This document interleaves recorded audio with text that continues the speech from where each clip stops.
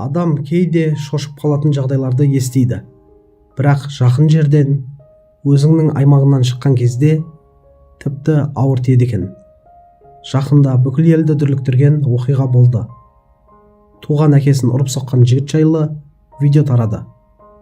Оқиға Шардарада болғаны айтылғанда, көпшілікте, әсіресе жерлестері де ауыр қабылдады. Бұл жағдайға танымал блогер Ырысбала Икрамбай да үн қатпай қалмады. Өйткені өзі де Шардарадан шыққан екен. Көп адам таңертеңнен бастап оған жазып, атаға көмектесіңізші, араласыңызшы деп қолқа салған екен. Бірақ Ырысбала халыққа менің қолымнан ештеңе келмейді халқым, өкінішке қарай ата өмірден өткен. Жылдар бойы мүмкіндігі шектеулі әкесін ұрып жатқан өз ұлы. Ал ол Шардарада тойларды жүргізіп жүрген асаба деп жан күйзелісін жеткізді. Естіген адамның төбе шашын тік тұрғызатын жайт.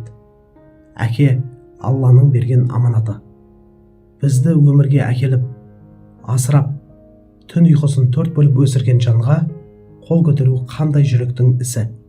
Тіпті қай мәдениетке, қай дінге салсақ та, әкені ұру кешірілмес күнә. Оның үстіне мүмкіндігі шектеулі, өмір бойы күресіп келе жатқан адамды қорлау адамдыққа жатпайды. Желіде халық та қарап қалмады.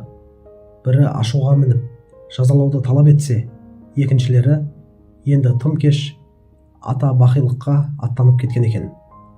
Ендігі тілек оның жатқан жері жайлы болсын деп дұға жасады. Бірақ бір нәрсе анық. Бұл оқиға бізге үлкен ой салуы тиіс. Әркім өз отбасына қарап көрсін. Ата-анасына қаншалықты қамқор. Соңғы рет қашан көңілін сұрап, ренжітпей жылы сөз айтты. Өмір өткінші, бірақ ата-ананың батасы мен разылығы мәңгілік. Сол ризалықсыз бақыт болмайды деп есептеймін.